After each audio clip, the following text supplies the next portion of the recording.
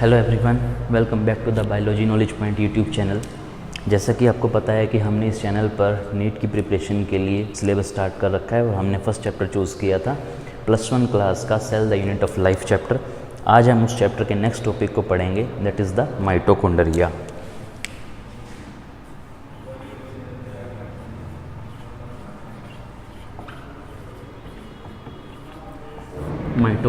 Mitochondria के बारे में आज का ये लेक्चर रहेगा। कुछ बातें हम डिस्कस करेंगे पहले ही, इसके डायग्राम को भी हम देखेंगे, इसके कुछ फंक्शन हम देखेंगे। तो सबसे पहले आपको पता होगा, जब आप 9th क्लास में थे आपको पढ़ाया गया था माइटोकॉन्ड्रिया के बारे में, तो वहाँ पर आपको बोला गया था mitochondria is also called as the power house of the cell.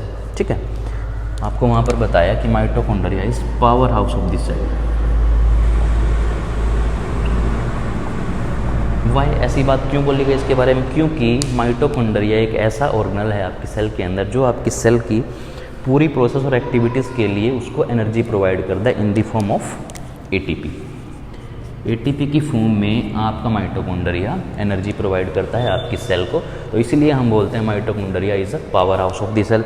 फिर इसके बारे में एक बात बोली गई है कि ये एक सेमी ऑटोनोमस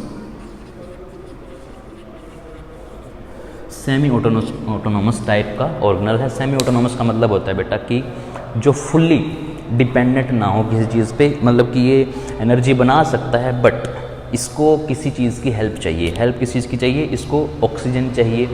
ये विदाउट ऑक्सीजन काम नहीं करेगा, बिकॉज माइटोकॉन्ड्रिया इज़ ऑर्गेनल, जो एक ऐसा ऑर्गेनल है जो कि सेमी ऑटोनोमस नेचर का है।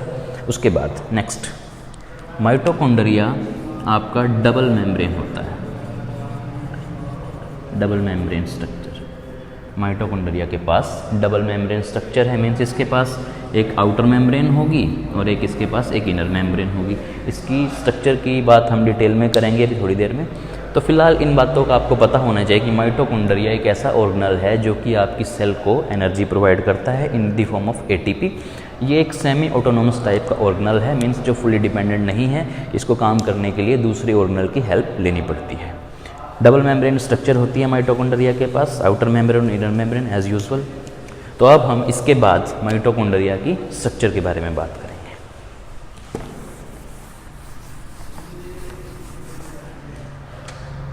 Structure of mitochondria.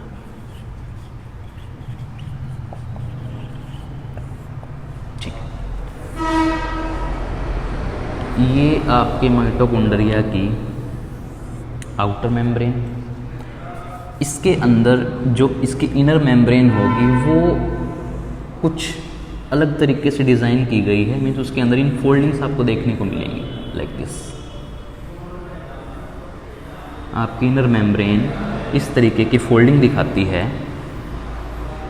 ठीक है, like this. Got it. Label करते हैं, ये आपकी आउटर मेम्ब्रेन है,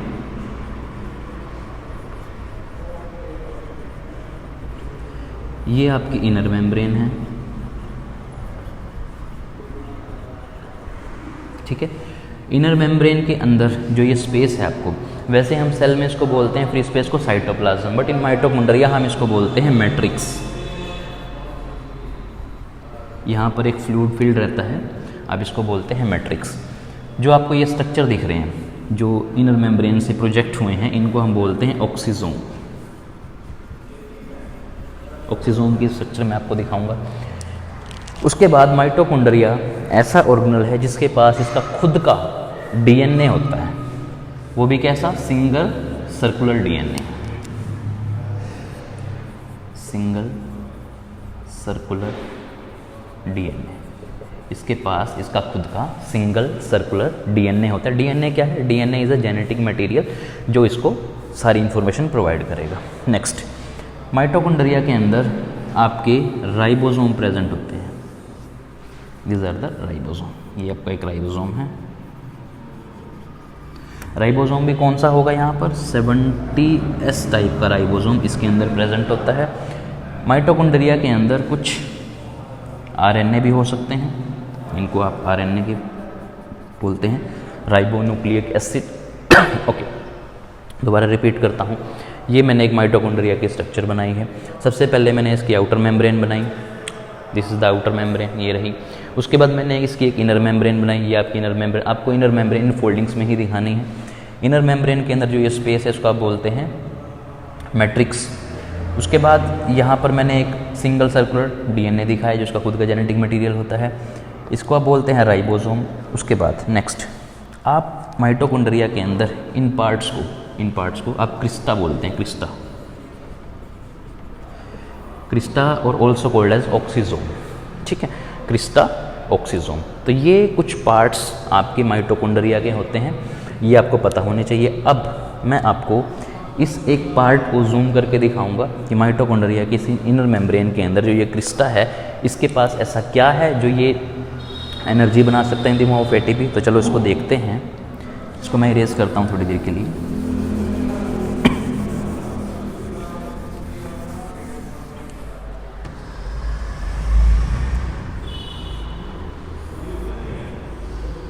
ये आपका क्रिस्टा, इसको हम बोलते हैं क्रिस्टा। इस क्रिस्टा के ऊपर ऐसे ऐसे स्ट्रक्चर लगे रहते हैं, ठीक है, इनको हम बोलते हैं ऑक्सीजोम, ठीक है, ये आपका ऑक्सीजोम,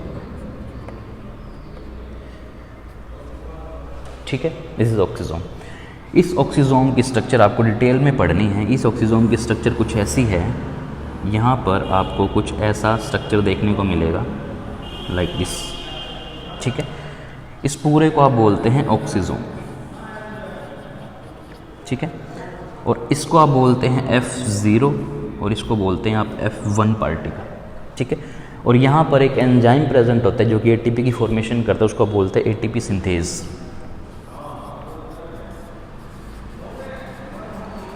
एटीपी सिंथेज ये एक एंजाइम है जो कि एटीपी की फॉर्मेशन करता है आपके माइटोकॉन्ड्रिया के अंदर। इसको ध्यान से देखो, ये क्रिस्टा को मैंने यहाँ पर जूम किया तो मैंने इसके ऊपर कुछ स्ट्रक्चर्स दिखाई हैं, इनको बोलते हैं ऑक्सीजोम। ऑक्सीजोम की भी फर्दर मैंने स्ट्रक्चर को दिखाया। यहाँ पर F0 पार्टिकल होता है, F1 पार्टिकल होता है और इसके पास एटीपी सिंथेज नाम का एंजाइम होता है जो कि एटीपी की फॉर्मेशन करता है। Got it? इतनी बात अगर आपको समझ में आई हो तो हम आगे चलें, ठीक है। इसके बाद हम देखते हैं इस माइटोकॉन्ड्रिया का साइज़, ठीक है, माइटोकॉन्ड्रिया का साइज़। माइटोकॉन्ड्रिया का साइज़ अगर हम डायमीटर की बात करें, डायमीटर होता है 0.2 से लेके 1 माइक्रोमीटर, इसका डायमीटर होता है। माइटोकॉन्ड्रिया का डायमीटर 0.2 से लेके 1 माइक्रोमीटर। अगर हम इसकी लेंथ की बात करते हैं, माइटोकॉन्ड्रिया की लेंथ होती है आपकी 1 से लेके 4 माइक्रोमीटर, 1 to 4 माइक्रोमीटर। ये आपकी माइटोकॉन्ड्रिया का साइज़ है डायमीटर के अंदर और लेंथ के अंदर, ठीक है। एक बार इसको फिर से रिपीट कर देता हूँ। आपका माइटोकॉन्ड्रिया के पास 2 मेम्ब्रेन होती हैं, आउटर मेम्ब्रेन, इनर मेम्ब्रेन। इसको आप आउटर मेम्ब्रेन बोलते हैं, इसको आप इनर मेम्ब्रेन बोलते हैं। इस माइटोकॉन्ड्रिया के पास इसका खुद का जेनेटिक मटेरियल होता है जो कि सिंगल सर्कुलर डीएनए प्रेजेंट है इसके अंदर, ठीक है।